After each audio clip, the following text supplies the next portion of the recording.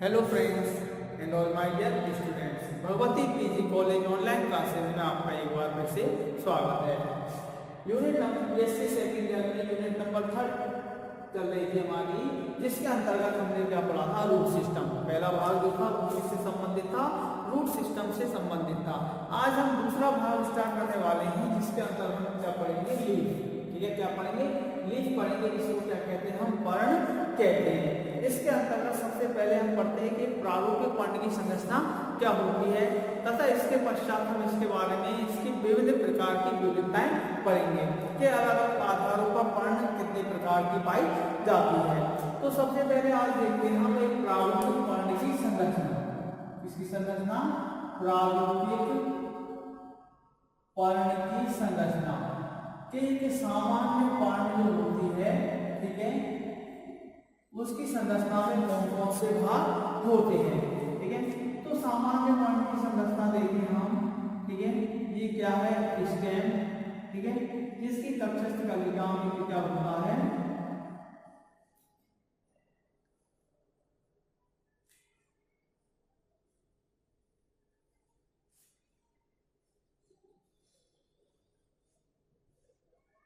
ठीक है, ये क्या है, सामान्य पर्ण।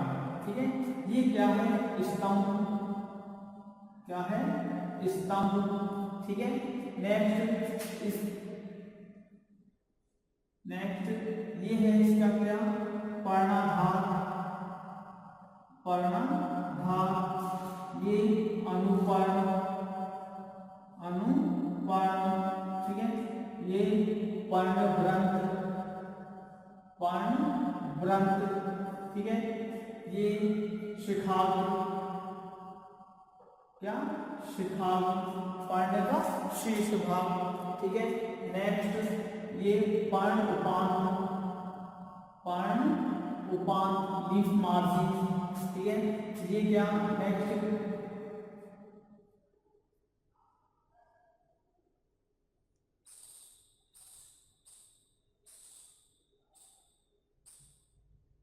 मध्य शिरा। नेक्स्ट ये शिरानी। नेक्स्ट ये भी होती है आगे जाकर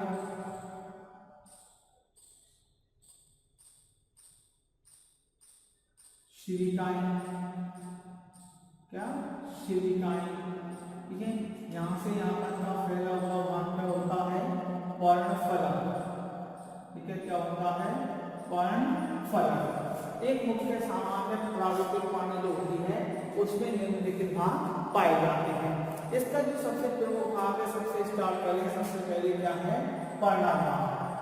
ठीक है, क्या है, पर्णाधार, जिसको क्या बोलते हैं हम, लीफ बेस। ठीक है, क्या कहते हैं, लीफ बेस। ठीक है, लीफ बेस किसे कहेंगे, पर्णाधार किसे कहेंगे, कि पर्ण का, ठीक है, पर्ण का आधारीय भाग। ठीक है, पर्ण का ये जो पूरी पर्ण है, इसका सबसे आधारीय भाग। ठीक है, सबसे आधारीय भाग जो कि किससे जुड़ा हुआ होता है, स्तंभ या तने से जुड़ा हुआ होता है। ठीक है, पर्ण का सबसे आधारीय भाग जो कि स्तंभ या तने से जुड़ा हुआ होता है, उस भाग को क्या कहते हैं, हम पर्णाधार कहते हैं। क्या कहते हैं उसको, हम पर्णाधार कहते हैं। या ये कह दें हम कि पर्णव्रंत का सबसे आधारीय सिरा, क्या कह सकते हैं, पर्णव्रंत का सबसे आधारीय जो सिरा होता है, वह क्या कहलाता है, हमारा पर्णाधार कहलाता है। ठीक है, अलग अलग आधारों पर पर्णाधार भी कैसे होते हैं, अलग अलग प्रकार के होते हैं। ठीक है, नेक्स्ट जो भाग है हमारा, वो क्या है, अनुपर्ण। ठीक है, क्या है, अनुपर्ण, स्टिप्यूल्स। ठीक है, अनुपर्ण को क्या बोलते हैं हम, स्टिप्यूल्स। ठीक है, स्टिप्यूल्स किसे कहेंगे, अनुपर्ण किसे कहेंगे, कि पर्णव्रंत के आधारीय भाग पर, इस पर पर्णव्रंत के आधारीय भाग पर हरी व उपांगनुमा अतिवृद्धियां पाई जाती हैं, अतिवृद्धियां नामक संरचनाएं पाई जाती हैं। इस उपांगीय संरचना को, अतिवृद्धियों को, आउटग्रोव्स को क्या बोलते हैं, अनुपर्ण कहते हैं। ठीक है, तो अनुपर्ण जो है वो है कि पर्णव्रंत के आधारीय भाग पर ग्रंथ के आधारीय भाग में दो अतिवृद्धियां या उपांगीय संरचनाएं उपस्थित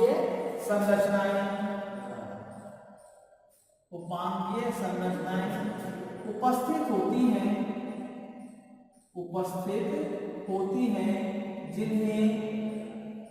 जिन्हें अनुपर्ण कहते हैं। ठीक है, अनुपर्ण के आधार पर पत्तियां जो होती हैं वो कितने प्रकार की होती है? दो प्रकार की।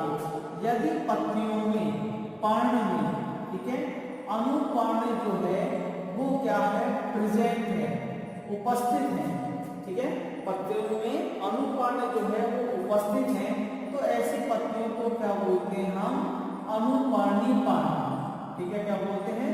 अनुपर्णी पर्ण बोलते हैं, अर्थात स्टिपुलेट लीव्स। ठीक है, क्या बोलेंगे? स्टिपुलेट लीव्स कहते हैं। लेकिन अनुपर्ण क्या है? एब्सेंट है। ठीक है, अनुपर्ण क्या है?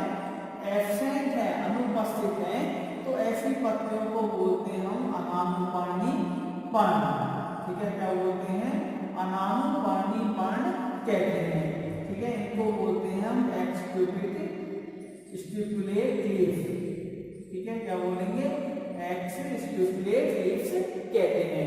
तो अनुपर्णी के आधार पर भी दो प्रकार के पर्ण है हमारे। एक तो यदि प्रेजेंट है तो अनुपर्णी पर्ण, तथा अनुपस्थित है तो अनानुपर्णी पर्ण कहलाते हैं। ठीक है, ये हमारे किसका भाग होता है? दूसरा भाग होता है किसका? पर्ण का। ठीक है, नेक्स्ट जो पॉइंट है, ठीक है, वह है अनुपर्ण। हो गया। ठीक है, नेक्स्ट जो भाग है वह क्या है? पर्णवृंत। ठीक है, ये क्या है? अनुपर्ण। ठीक है, अब पर्णवृंत। नेक्स्ट जो भाग है वो क्या है? पर्ण। अब देखिए, ये हुई पर्णाधार, ये हो गया अनुपर्ण। अब ये क्या है? लीफ। ठीक है, पूरा भाग क्या है? पर्णफलक। ठीक है, क्या है? पर्णफलक। अब पर्णफलक तथा स्तंभ को जोड़ने वाली संरचना, पर्णफलक तथा स्तंभ को जोड़ने वाली जो संरचना होती है वो क्या कहलाती है? हमारा पर्णवृंत कहलाता है।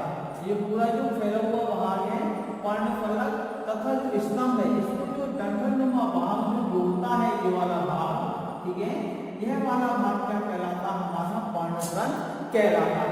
ठीक है, तो पर्णवृंत किसे कहेंगे हम? ये देखते हैं, तो ये है स्तंभ तथा पर्णफलक। ठीक है, पर्णफलक को जोड़ने वाली डंठलनुमा संरचना। कैसी संरचना? डंठलनुमा संरचना पर्णवृंत कहलाता है। ठीक है, क्या कहलाता है? पर्णवृंत कहलाता है। ठीक है, अब पर्णवृंत के आधार पर जो पर्ण होती है वो भी कितने प्रकार की होती है? दो प्रकार की। ठीक है, पर्णवृंत के आधार पर पत्तियां जो होती हैं वो कितने प्रकार की होती हैं? दो प्रकार की। यदि पर्णों में, ठीक है, यदि पर्णों में पर्णवृंत क्या है? प्रेजेंट है। पर्णवृंत क्या है? प्रेजेंट है, तो ऐसी पर्णों को क्या बोलते हैं हम? सवृंत पर्ण। क्या बोलते हैं? सवृंत पर्ण बोलते हैं। यदि पर्णवृंत पत्तियों में पर्णवृंत जो है वो क्या है? एब्सेंट है। क्या है? एब्सेंट है, तो ऐसी पत्तियों को क्या बोलते हैं हम? अवृंती पर्ण। ठीक है, क्या बोलते हैं हम? अवृंती पर्ण कहते हैं।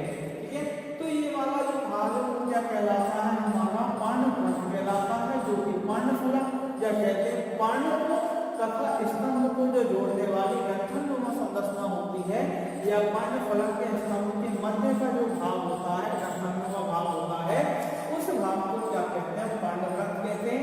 पर्णवृंत प्रेजेंट है तो सवृंती पर्ण, तथा पर्णवृंत एब्सेंट है तो अवृंती पर्ण कहलाती है। ठीक है, इसके बाद जो है तुम्हारा नेक्स्ट पॉइंट है वे है पर्णफलक। ठीक है, क्या है? पर्णफलक। ठीक है, ये पूरा जो भाग है वो एक पूरा भाग क्या कहलाएगा? हमारा पर्णफलक कहलाता है।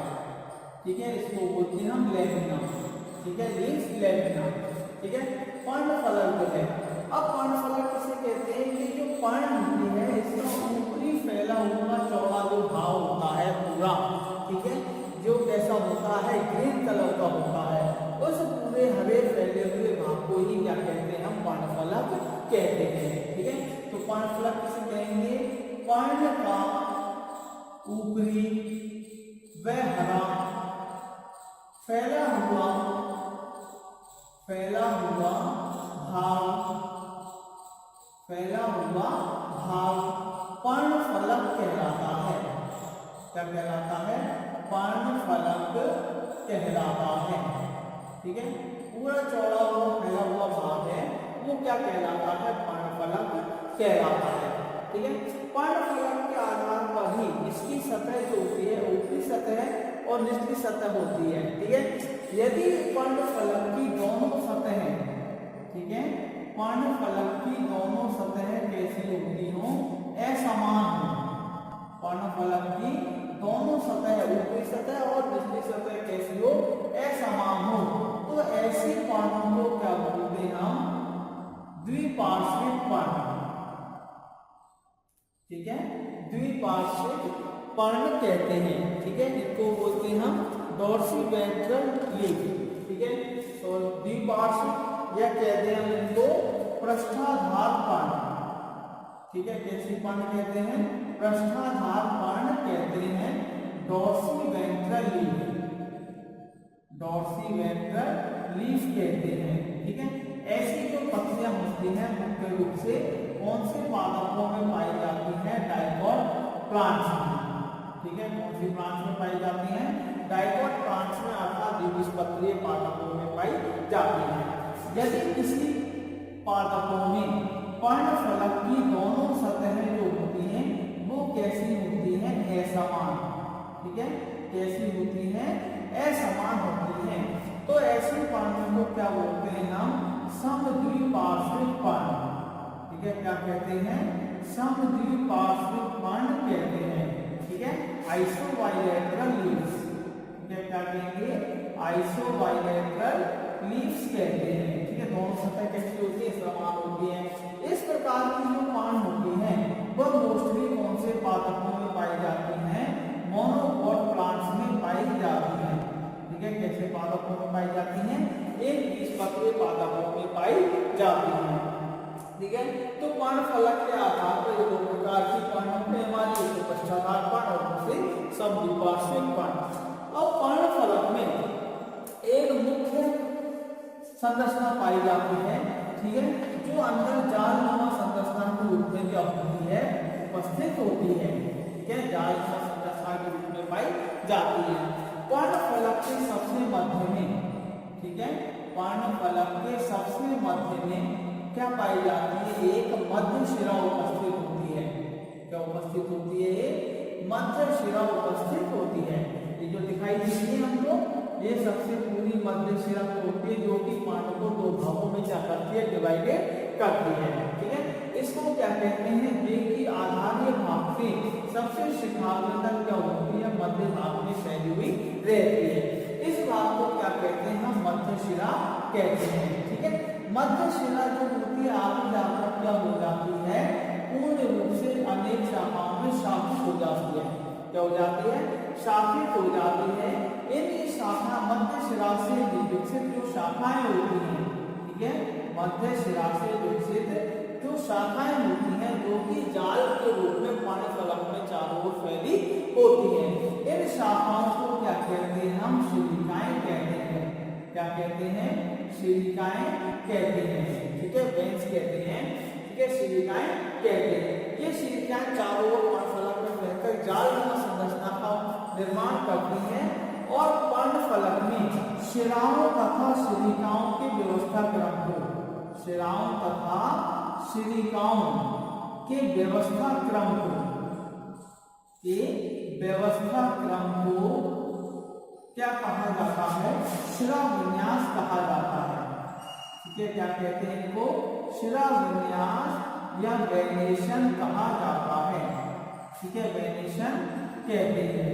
ठीक है, पर्णफलक के अंदर ही शिराओं तथा शिरिकाओं के व्यवस्था क्रम को क्या कहते हैं हम, शिरा विन्यास कहते हैं। ठीक है, तो ये मोस्टली ये क्या होती है, हमारे पर्ण सामान्य पर्ण की संरचना के प्रमुख भाग होते हैं। ठीक है, समझ में आ गया होगा एक प्राकृतिक पर्ण की संरचना क्या है। इसके बाद देखते हैं हम डायवर्सिटी इन द लीफ। ठीक है, पर्णों में विविधता।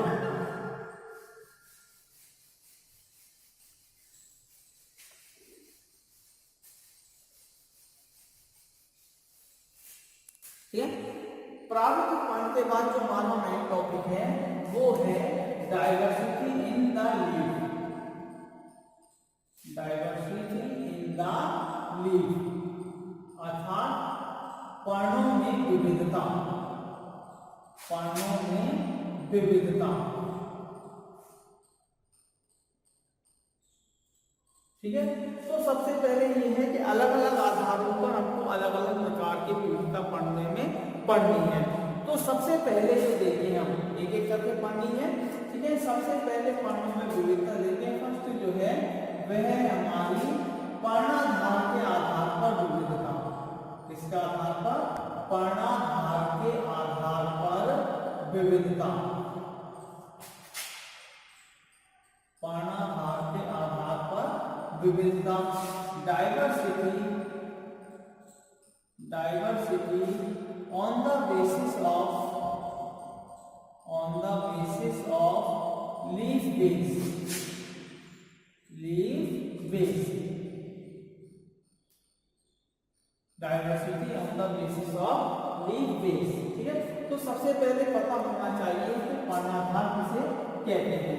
तो अभी हमने पढ़ा कि जो पर्ण ग्रंथ है, ठीक है, पर्ण ग्रंथ है या फिर पर्ण का, ठीक है, पर्ण का आधारीय भाग, पर्ण का आधारीय भाग, ठीक है, जो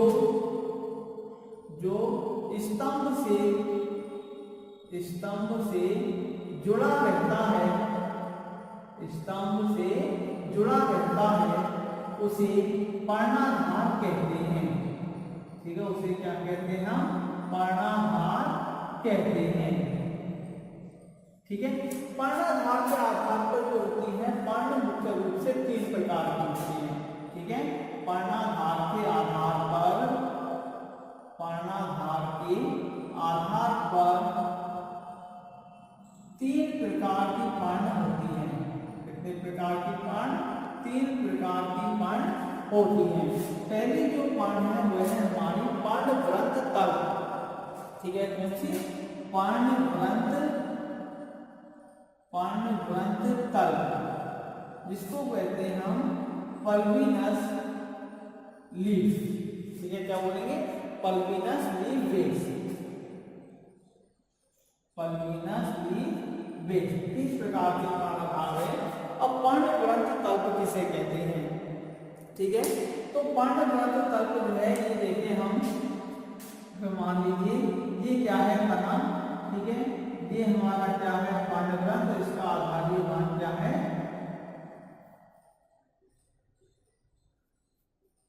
ये। ठीक है, अब जो पर्णग्रंथ तल्प किसे कहेंगे हम, कि जो पर्णग्रंथ है, ठीक है, ये क्या है, पर्णग्रंथ। ठीक है, पर्णग्रंथ का जो सबसे आधारीय भाग जो है यदि फूली हुई अवस्था में उपस्थित हो। ठीक है, पर्णग्रंथ का वे पर्णाधार जिनका आधारीय भाग कैसा हो, फूला हुआ हो। ठीक है, तो इस प्रकार की पर्ण को क्या कहते हैं हम, पर्णग्रंथ तल्प या पल्विनस टाइप बेस कहते हैं।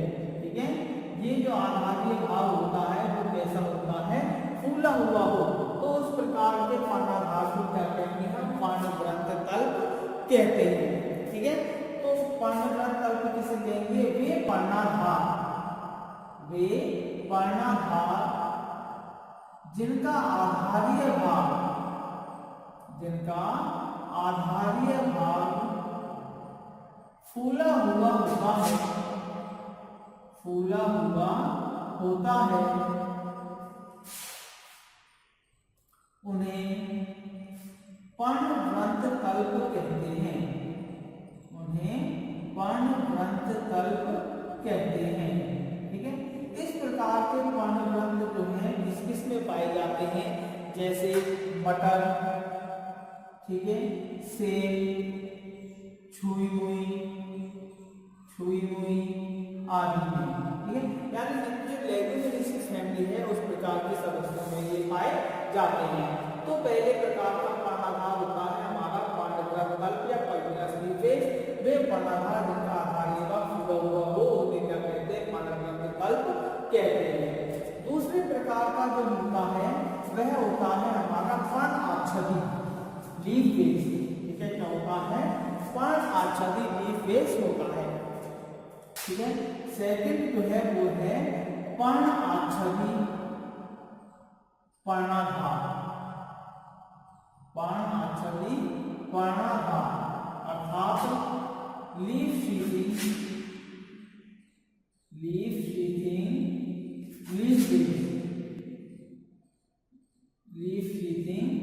लीफेज।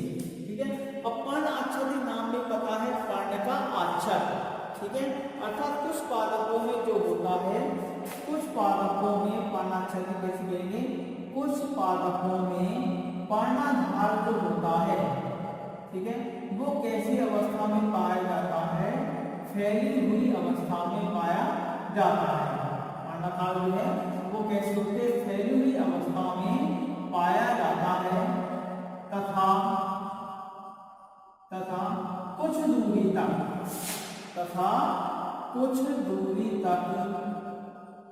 स्तंभ को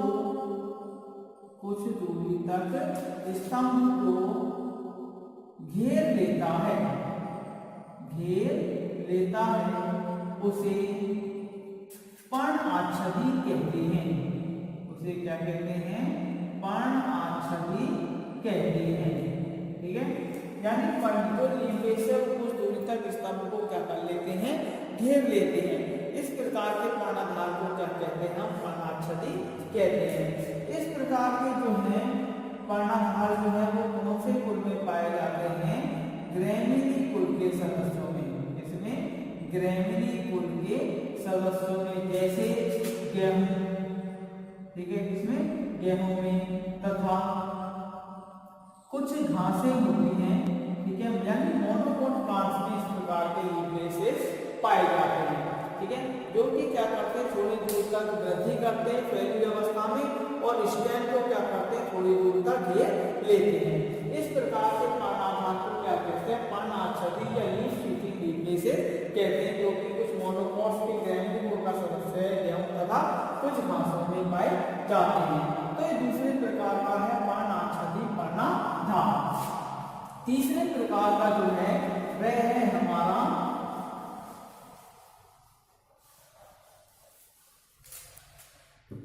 स्तंभलिंगी पर्णाधार। ठीक है, थर्ड जो है वह है स्तंभलिंगी पर्णाधार। ठीक है, स्तंभलिंगी पर्णाधार एम्प्लिक्सपेशल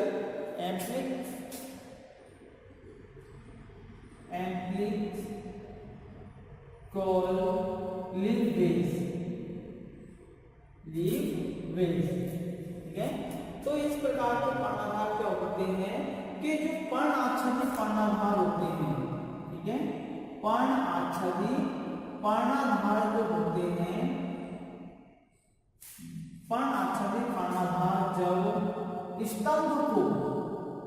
स्तंभ को पूर्णतः चारों ओर से घेर लेते हैं, पूर्णतः चारों ओर से घेर लेते हैं, तथा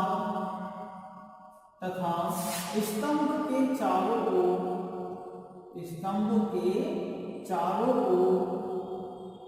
एक चक्र बनाते हैं, तो उन्हें स्तंभलिंगी पर्णाधार कहते हैं। स्तंभलिंगी पर्णाधार कहते हैं, स्तंभलिंगी पर्णाधार कहते हैं। इस प्रकार के जो है एग्जाम्पल देखें तो वो क्या है, पॉलीगोनम। क्या है, पॉलीगोनम। तो पर्णाधार के आधार पर ये 3 प्रकार के क्या पाए जाते हैं, पर्णाधार पाए जाते हैं, पर्ण पाई जाती है। 3 प्रकार के पर्णाधार, पहला पर्णवृत्त तल, सेकंड पर्णाक्षरी और थर्ड क्या होगा, स्तंभलिंगी पर्णाधार। ठीक है, तो आज भी हमने स्टार्ट किया है इसमें पहले प्रकार के आधार पर विविधता पढ़ी थी, पर्णाधार के आधार पर विविधता। ठीक है, नेक्स्ट वीडियो में हम क्या पढ़ेंगे, अनुपर्णों के आधार पर विविधता। क्या पढ़ेंगे, अनुपर्णों के आधार पर विविधता। ठीक है, तो नेक्स्ट वीडियो के लिए देखते रहें अपनी क्लासेस। Thank you.